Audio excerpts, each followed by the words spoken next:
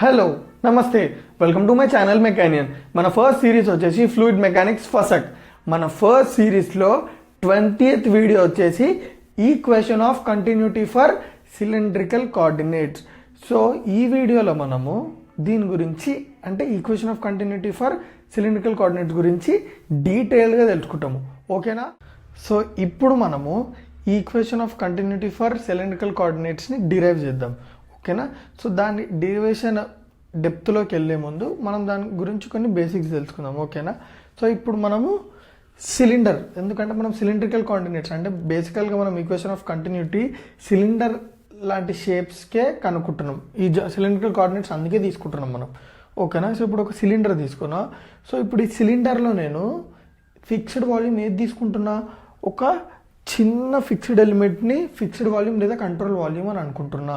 So ఇప్పుడు ఈ fixed element లేదా కంట్రోల్ వాల్యూమ్ ఏ షేప్లో ఉంది? Same rectangular parallelepiped. కానీ ఇక్కడ మనకు ఈక్వేషన్ ఆఫ్ కంటిన్యూటీ ఫర్ 3Dలో కూడా అదే షేప్, ఇక్కడ కూడా అదే షేప్. కానీ డిఫరెన్స్ ఏంటంటే అక్కడ కార్టీషియన్ కోఆర్డినేట్ సిస్టమ్, ఇక్కడ సిలిండ్రికల్ కోఆర్డినేట్ సిస్టమ్. సో అదొక్కటి డిఫరెన్స్. సో దాన్ని మీకు ఫెమిలియర్ చేయాలి. సో ఫస్ట్ నేను మీకు సిలిండ్రికల్ కోఆర్డినేట్ సిస్టమ్ గురించి చెప్తా. So cylindrical coordinate system at the same time spherical coordinate system, ఈ రెండు కార్టీషియన్ కోఆర్డినేట్ సిస్టమ్ నుంచి డిరైవ్ చేసుకున్నాయి. ఎందుకు వాళ్ళు డిఫరెంట్ సిస్టమ్స్ కనుక్కున్నారు? ఎందుకంటే ఇట్లాంటి షేప్స్ తోటి మనము డీల్ చేసేటప్పుడు సిలిండర్ లేదా స్పియర్, సో వీటిలో ఫ్లోని క్యాలిక్యులేట్ చేయాలన్నా కానీ వాటి యొక్క ప్రాపర్టీస్ గురించి తెలుసుకోవాలన్నా కానీ మనకి ఈ కోఆర్డినేట్ సిస్టమ్ అనేది చాలా యూస్ఫుల్ అవుతుంది వాటి అనాలిసిస్లో. సో ఫస్ట్ మనం సిలిండ్రికల్ కోఆర్డినేట్ సిస్టమ్ గురించి తెలుసుకుందాం. సిలిండ్రికల్ మనకి కార్టీషియన్ కోఆర్డినేట్ సిస్టంలో బేసికల్గా ఎన్ని యాక్సిస్? 3 యాక్సిస్ ఉంటాయి, ఎక్స్ వై జెడ్. సేమ్ ఇక్కడ కూడా 3 యాక్సిస్, కానీ ఎక్స్ అంటే ఇక్కడ రేడియస్ యాక్సిస్, వై అంటే టీటా యాక్సిస్, జెడ్ అంటే జెడ్ యాక్సిస్. ఓకేనా? So r theta z. ఓకేనా? అవి ఇట్లా ట్రాన్స్ఫార్మ్ అయిపోయినాయి. ఓకేనా? ఇప్పుడు టీటా అంటే ఇది. ఓకేనా? యాంగిల్. నెక్స్ట్ రేడియస్ అంటే ఇది మీకు ఆల్రెడీ తెలుసు. నెక్స్ట్ జెడ్ అంటే హైట్. ఓకేనా? క్లియర్గా అర్థమైపోయిందా? సో ఇదే ఫిక్స్డ్ ఎలిమెంట్, ఇదే కంట్రోల్, ఐ మీన్ ఈ షేప్ని ఏదైతే తీసుకున్నారో ఆ షేప్ని నేను ఇక్కడ మళ్ళీ డ్రా చేసుకున్నా మనకు అర్థం కావడానికి. ఓకేనా? ఇప్పుడు మనము ఈ ఫిక్స్డ్ కంట్రోల్ వాల్యూమ్ని డిఫైన్ చేసుకున్నాము. సో ఏఏ డాష్ ఎంత మనకి? AA dash doe r. ఓకేనా? Next AB is equals to r D theta. ఇది మనకి ఎట్లా వచ్చిందో తెలియదు, ఇదంటే ఆల్రెడీ వాళ్ళు ఇచ్చేస్తారు del r. So next AB ఎట్లా వచ్చిందంటే r into del doe t. అది ఎట్లా వచ్చిందో మనకు తెలియదు, సింపుల్. ఇప్పుడు మనకి ఇది ఆర్ అని తెలుసు, ఇది ఆల్రెడీ మనకి రేడియస్ అని తెలుసు. సో ఇప్పుడు నేను ఏం చేసిన అంటే ఈ ట్రయాంగిల్ కన్సిడర్ చేస్తున్నా. ఈ ట్రయాంగిల్ 1 minute ఈ ట్రయాంగిల్ కన్సిడర్ చేస్తున్నా. ఓకే, ఈ ట్రయాంగిల్ కన్సిడర్ చేస్తున్నా. సో ఈ ట్రయాంగిల్ ఇక్కడ తీసుకున్నాను నేను. యాంగిల్ వచ్చేసి ఎంత? Delta T. మనకి ఈ ఆర్ వాల్యూ ఉంది, కానీ మనకు కావాల్సింది ఏంటి? ఇది. సో నేను ఏం చేస్తున్నా అంటే ఇది రైట్ యాంగిల్ ట్రయాంగిల్ కాబట్టి ట్రిగ్నోమెట్రిక్ ఫంక్షన్స్ అప్లై చేస్తున్నా. Sine doe tea is equals to, దీన్ని నేను ఎక్స్ అనుకున్నా, ఎక్స్ బై ఆర్. ఇప్పుడు ఈ ఆర్ నేటి పంపిస్తే x is equals to sine of doe t into r. మనకి టీటా చాలా తక్కువ ఉందనుకో సైన్ టీటా అవుతుంది. Therefore x is equals to r into del t. Sorry, x equals to r into doe t. అర్థమైందా మనకి ఈ value ఎట్లా వచ్చిందో? ఆ ఒక్క వాల్యూ చాలా ఇంపార్టెంట్ మనకి. ఆల్రెడీ మనకి డెల్ జెడ్ అంటే ఆల్రెడీ, డో జెడ్ అంటే ఆల్రెడీ తెలుసు, హైట్. నేను మీకు ఆల్రెడీ చెప్పిన. సో మనం 3 ఇంపార్టెంట్ వాల్యూస్ని తెలుసుకున్నాం. ఏఏ డాష్ ఇది డో ఆర్, ఇది ఆల్రెడీ ఇచ్చేస్తారు. నెక్స్ట్ ఏబి అంటే ఏంది? ఆర్ ఇంటూ డో టీ, ఇది మనం కనుక్కున్నాము. నెక్స్ట్ హైట్ అనేది కాన్స్టెంట్, డో జెడ్. ఓకేనా? సో ఇప్పుడు మనము లా of conservation of mass use చేసి m డాట్ ఇన్ మైనస్ అదే mass flow rate along x direction, mass flow rate along y direction, mass flow rate along z direction ఇవి కనుక్కుంటాము. So first మనకు లా of conservation of mass ద్వారా వచ్చిన formula ఏంది? m dot in minus m dot out equals to m dot stored. ఇప్పుడు ఈ ఫార్ములాని నేను along z direction apply చేస్తున్నా. సో అలాంగ్ z డైరెక్షన్ అంటే ఫ్లో అనేది ఇట్లా వస్తుంది అనుకుంటున్నాను నేను ఈ డైరెక్షన్లో. So m dot in z కనుక్కుందాం ఫస్ట్ మనం. So m dot in z అంటే ఏంది? m dot in is equals to రో ఏ వి. So rho into area of ఏఏ డాష్ డి డాష్ బి. అంటే దాని అర్థం ఏంది? ఒక ఫ్లో ఎట్ సైడ్ నుంచి ఎంటర్ అవుతుందో ఆ క్రాస్ సెక్షన్ని తీసుకోవాలి మనం. ఇట్లా ఎంటర్ అవుతుంది కాబట్టి ఈ ఫస్ట్ ఏ క్రాస్ సెక్షన్ ఎంటర్ అవుతుంది ఈ ఫ్లో అనేది ఇది కాబట్టి ఈ డైరెక్షన్లో. సో మనం ఇది తీసుకోవాలి, A dash D dash B ఎంత మనకి into velocity along Z direction is equals to m dot in is equals to rho into, so area ఎంత దీనిది r doe t into do r, that is nothing but length into breadth. R doe t into do are into velocity along z direction. This is m dot in for z direction. Now we have to calculate m dot out for z direction. So m dot out అయింది z direction కి simple, ఇట్లా enter అయింది ఇట్లా exit అవుతుంది. కానీ ఒక difference ఏంటంటే enter అయినప్పుడు మాస్ ఫ్లో రేట్ ఎక్కడ ఉంటుంది, ఎగ్జిట్ అయినప్పుడు మాస్ ఫ్లో రేట్ ఎక్కడ ఉంటుంది. సో ఎగ్జిట్ అయినప్పుడు మాస్ ఫ్లో రేట్ ఎంత, ఎంటర్ అయిన వాల్యూ ప్లస్ ఈ డిస్టెన్స్ ట్రావెల్ చేసినప్పుడు, అంటే ఇక్కడ ఎంటర్ అయినప్పటి నుంచి ఇక్కడికి ట్రావెల్ అయినప్పుడు మాస్ ఫ్లో రేట్ అనేది చేంజ్ అవుతుందా కాదా, అవుతుంది, అన్ని డైరెక్షన్స్లో అవుతుంది. కానీ మనం ఇక్కడ M dot out only for Z డైరెక్షన్కి కనుక్కుంటున్నాం కాబట్టి డో బై డో జెడ్ అని వేసుకున్నా. ఒకవేళ ఎక్స్ డైరెక్షన్ కనుక్కుంటే డో బై డో ఎక్స్ వేసుకుంటా. సో ఇది మీకు అర్థం కావాలి నేను డో బై పార్షియల్ డిఫరెన్సియేషన్ ఎందుకు తీసుకుంటున్నా అని. Since we are calculating mass flow rate along only Z direction కాబట్టి మనము do by do Z of this value అనుకుంటున్నాం. Do by do Z of this value into DZ వచ్చింది. ఎందుకు డీజెడ్ వచ్చింది, మనకు change mass flow rate change అనేది only ఈ distance మట్టుకే కావాలి. సో ఇక్కడ నుంచి ఇక్కడ వరకు ఎంత చేంజ్ అయిందంటే change into the distance value అంత చేంజ్ అని అర్థం. ఓకేనా, చేంజ్ ఇంటూ ద డిస్టెన్స్, ఎంత distance doe z or dz. So m dot in minus M dot out. ఇప్పుడు నేను ఏం చేస్తున్నా, ఈ ఎమ్ డాట్ ఇన్ ఉందా, ఎమ్ డాట్ అవుట్ రెండింటిని సబ్ట్రాక్ట్ చేసిన. సబ్ట్రాక్ట్ చేసినామంటే ఏంది, జస్ట్ సబ్స్టిట్యూట్ చేయండి. చేసిన తర్వాత ఏంది మైనస్, ఈ మైనస్ని దీంతో మల్టిప్లై చేయండి. ఎమ్ డాట్ అవుట్ టర్మ్ తోటి minus into plus minus. Since they are like terms, ఇది like term plus different symbols ఉన్నాయి, క్యాన్సిల్ చేసేయచ్చు. సో మనకు మిగిలింది ఏంది, M dot in minus M dot out along Z direction ఇది equals to minus do by do Z of rho into do are into do theta into are into VZ into del Z. So ఇది అర్థమైందా మీకు.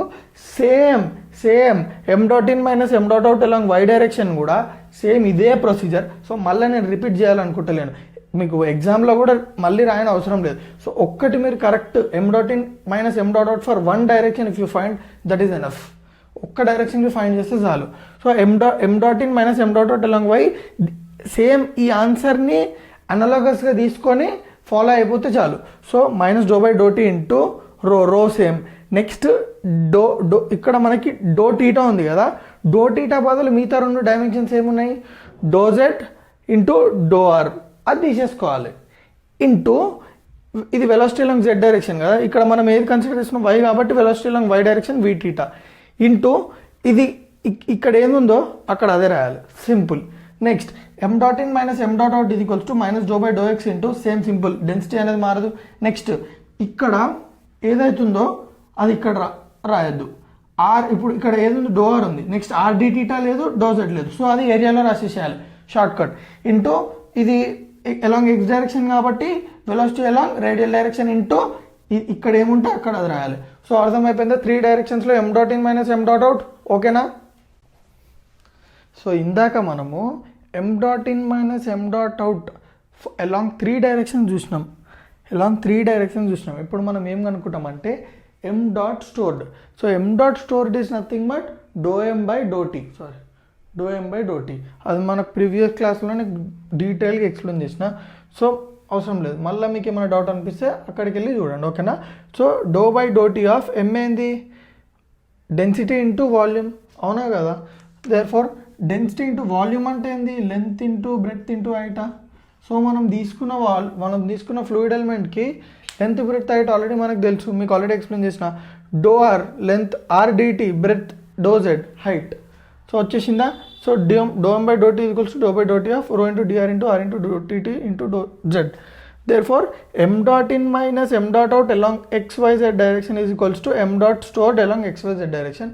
లా of conservation of mass for 3 directions. ఓకేనా. 3 డైరెక్షన్స్కి mass flow rate అంటే law of conservation of mass apply చేస్తే మనకి formula వచ్చింది. So ఇప్పుడు నేను ఏం చేస్తున్నా, m dot in minus M dot out along 3 directions. So ఈ 3 డైరెక్షన్స్ని యాడ్ చేస్తే మీరు కరెక్ట్ గమనించండి. ఇందులోకి నేను ఏమేమి కామన్ తీసిన, doe are into do theta into do z తీసిన. సో ఇక్కడ మీరు కరెక్ట్గా గమనిస్తే ఎక్స్లో డో ఆర్ ఉందా లేదు, సో ఏంది ప్రతి ఒక్క ఇప్పుడు ఎక్స్ట్రా వైలో ఒకటి మిస్ అవుతుంది, అది ఏంటంటే ఆర్. ఓకే, ఇప్పుడు ఆర్ని కంపెన్సేట్ చేయడానికి ఏం చేస్తున్నా, కింద మీద ఆర్ని డివైడ్ చేస్తున్నా, అంటే multiply by are divide by r ఇక్కడ. సో ఇక్కడ ఏంటంటే multiply by are divide by r చేస్తే ఇందులో ఒక ఆర్ ఉందా, ఆర్ వాల్యూమ్కి వెళ్ళిపోయింది. సో మొత్తానికి నేను ఏం చేసిన అంటే కంపెన్సేట్ చేసిన. ఈ కంపెన్సేషన్ మీకు కన్ఫ్యూజన్ ఏముండదు, మీరు డైరెక్ట్ రాసేసేయండి, నో ప్రాబ్లం.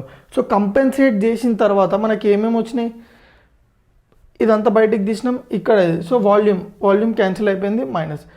సో ఇప్పుడు నేను ఏం చేస్తున్నా అంటే ఈ టోటల్ టర్మ్ని అటు పంపిస్తే ఏమొచ్చింది, డోరో బై డోటీ ప్లస్ ఇదంతా. సో అర్థమైందా నీట్గా, equation of continuity for cylindrical coordinates.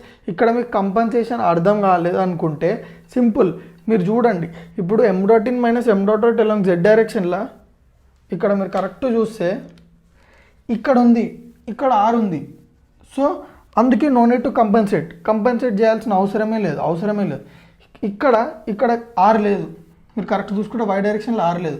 కానీ వాల్యూమ్ ఏంది, మనకు టోటల్ వాల్యూమ్ ఏంది, rho into do are into do theta into do z. So ఇది మొత్తం మనం కామన్ తీయాలి బయటికి. సో ఈ టర్ములు అసలు ఆర్ లేదన్నప్పుడు ఏం చేస్తావు నువ్వు, multiply and divide by R చేస్తాం. So multiply and dividing by R. ఇప్పుడు మల్టిప్లై చేసేసినాం అనుకో, ఈ మల్టిప్లై అయితే బయటికి తీసుకొచ్చి ఇక్కడ పెట్టిన, డివైడ్ చేసింది అక్కడనే ఉంది. సో నెక్స్ట్ మనం నెక్స్ట్ టర్మ్కి వెళ్ళిపోదాం. m.in minus m.out x do by do R of rho into are into do theta into do Z. ఇక్కడ డౌట్ వచ్చింది, ఆర్ ఉంది కదా, మళ్ళీ ఆర్ ఎందుకు మల్టిప్లై చేసినా డివైడ్ చేసినా అంటే సింపుల్గా ఒకసారి ఆలోచించండి. ఆ ఆరు వాల్యూమ్కి వెళ్ళిపోతుంది. సారీ, ఆ ఆర్ ఎందుకు ఇంపార్టెంట్ అంటున్నా అంటే partial differentiation with respect to R ఉంది. So how can you take out the variable which is under partial differentiation. అంటే పార్షియల్ డిఫరెన్షియేషన్ వేరియబుల్ని నువ్వు బయటికి తీయలేవు, ఎందుకంటే నువ్వు దాన్నే డిఫరెన్షియేట్ చేయాలి కాబట్టి. డో ఆర్ పార్షియల్ ఆర్ వేరియబుల్లే కదా. సో డో ఆర్ అంటే పక్క ఆర్ ఉండాల్సిందే కదా లోపల, అందుకే ఆర్నట్లు ఉంచేసినాం. ఆర్నట్లు ఉంచేస్తే మళ్ళీ వాల్యూమ్కి ఆర్ వెళ్ళిపోతుంది, మనం బయటికి తీయాలి కదా వాల్యూమ్ కోసము. సో ఏం చేస్తున్నాం మనం, simple multiply and divide by R చేసినాం. So multiply by are divide by R, ఈ ఆర్ ఏదైతే మిగిలిన ఆర్ ఉందో ఆర్ ఇందులోకి వెళ్ళిపోతుంది. ఓకేనా, అర్థమైందా? సో మన continuity equation for cylindrical coordinates వచ్చేసేయండి, do rho by do T plus do of rho VR into are by do are into R plus do of rho into V theta by do theta plus do of rho into VZ by do Z is equals to 0. So ఇప్పుడు ఏంటంటే మనము ఈ equation of continuity different ఫ్లోస్కి apply చేయాలి. So one of the most common ఏంటంటే మనం బేసికల్గా ఇంకంప్రెసిబుల్ ఫ్లూయిడ్స్కి so ఇంకంప్రెసిబుల్ ఫ్లూయిడ్స్కి ఈ ఈక్వేషన్ ఆఫ్ కంటిన్యూటీ అప్లై చేసి ఏమవుతుందో చూద్దాం. సో ఇంకంప్రెసిబుల్ ఫ్లూయిడ్స్ అంటే ఏంది, నేను మీకు ఆల్రెడీ చెప్పిన ఏంది, for incompressible fluids the change in density is equals to 0. అంటే దాని అర్థం ఏంది, డెన్సిటీ అనేది చేంజ్ కాదు. So density is constant. If density is constant do P by do tea is equals do rho by do tea is equals to 0. Simple, ఇక్కడ రోని బయటికి తీసుకొచ్చేస్తాం, రోని బయటికి తీసుకొచ్చి అటు సైడ్ పంపిస్తే అది కూడా 0 అయిపోతుంది. సో మిగిలింది ఏంది, do of v r into are by do are into r, do of rho v theta by do theta plus do of rho v z by do z is equals to 0. అట్లనే మనం ఇది దేనికి apply చేసుకోవచ్చు, uniform non uniform flows, steady and unsteady flows. So ఈ 3 type of ఫ్లోస్కి మనము ఈ 2 types of flows and ఈ టైప్స్ ఆఫ్ ఫ్లూయిడ్స్కి మనము ఈ ఈక్వేషన్ని అప్లై చేసుకోవచ్చు. ఓకేనా, అర్థమైందా?